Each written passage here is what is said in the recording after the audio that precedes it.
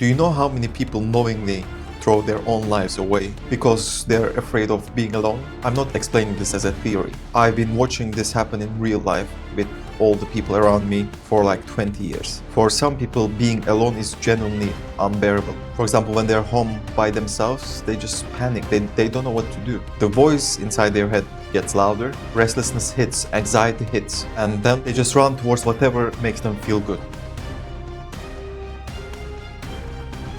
Do you know how many people knowingly throw their own lives away because they're afraid of being alone? I'm not explaining this as a theory. I've been watching this happen in real life with all the people around me for like 20 years. For some people, being alone is genuinely unbearable. For example, when they're home by themselves, they just panic. They don't know what to do. The voice inside their head gets louder, restlessness hits, anxiety hits, and then they just run towards whatever makes them feel good. The partner that they don't even like, toxic friends, relationships that drag them down and never let them grow. Because the issue isn't love, the issue isn't happiness. The issue is when they're alone, they can't be happy with themselves. A lot of people can't leave their toxic relationships, not because they love the other person, but because they're terrified of being alone. Like, if I break up, I will fall into an emptiness. No one will be left. There's no way I can handle being by myself. And because of that fear, years disappear with the wrong person. Their character downgrades in the wrong circle of people, and their life drifts into a path that they never really wanted. And the real question is, where does this fear come from? The answer is simple. It comes from primitive times. So in the ancient times, what happened when you were alone? You were kicked out of the tribe, you had no water, you had no food, an enemy or a wild animal would come and kill you. So back then, the loneliness meant risk of death, and our brains still run that program. The brain interprets loneliness as a danger. It reads abandonment as a survival threat. But we don't live in a tribe anymore. We are not in a forest. We are in the 21st century. Yet the brain is still using the same system. And as I've read countless psychology books, there are two reasons people can't be alone. One, you don't feel enough, you don't like yourself. Because when you're alone, the first thing you face is you. If you don't like yourself, if you think you're not enough and you don't have any self-respect, then the loneliness won't feel peaceful. It will feel like a mirror. And most people run from that mirror. And that's why they're constantly looking for someone, for a distraction, so that they don't feel that lack when they're alone. And the second reason is addiction, not to the relationship, but to the feeling. You're not only addicted to those people, your partner, your friends or whatever.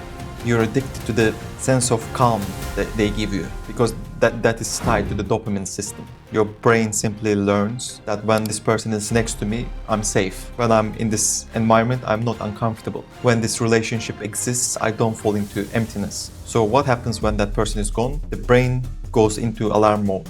It starts scaring you. It makes you feel like you're not going to survive. That restlessness, that anxiety, that crisis, most of that isn't the pain of love, it's the withdrawal. People confuse that withdrawal with love. And the solution is simple. It has two parts.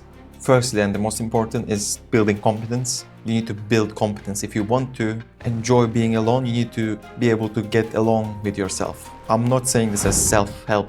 I mean, go to the gym, get fit, take care of yourself, look good, read, improve your mind, get stronger in your profession, start achieving things. As your competence increases, your self-respect will rise. As your self-respect rises, your neediness for others will decrease. And I promise you this, when you become competent in the way I say, loneliness becomes a luxury, not a punishment. Because for the first time, when you're alone, your mind will go quiet.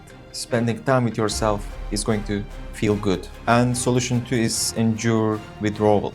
You just need to break the addiction, and people struggle with this because at the beginning it feels awful. But you need to understand that the bad feeling isn't the truth. It's your brain's alarm mode. When you break a habit, your brain panics. If you can tolerate that discomfort for a while, from my experience and from what I've read, it takes around 1 or 2 months. And during that detox time, you can push yourself towards being competent. Your whole system will reset. And after that breaking point, you will realize that you can be alone. And that's where the freedom will start. When I say people throw their lives away, I mean, because you can't be alone, you waste years in your toxic relationships. You pour your energy into the wrong people. You scatter the time you should be investing in growing and self-improving. So basically you hide during the exact time that you should be expanding. But the moment you can be alone, you will have only one focus, and that will be you. And that's what will change your life.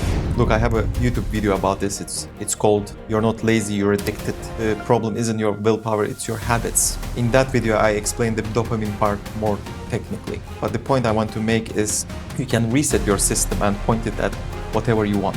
Either you drag yourself through the wrong relationships out of fear of being alone, or you endure short-term pain and earn lifelong freedom.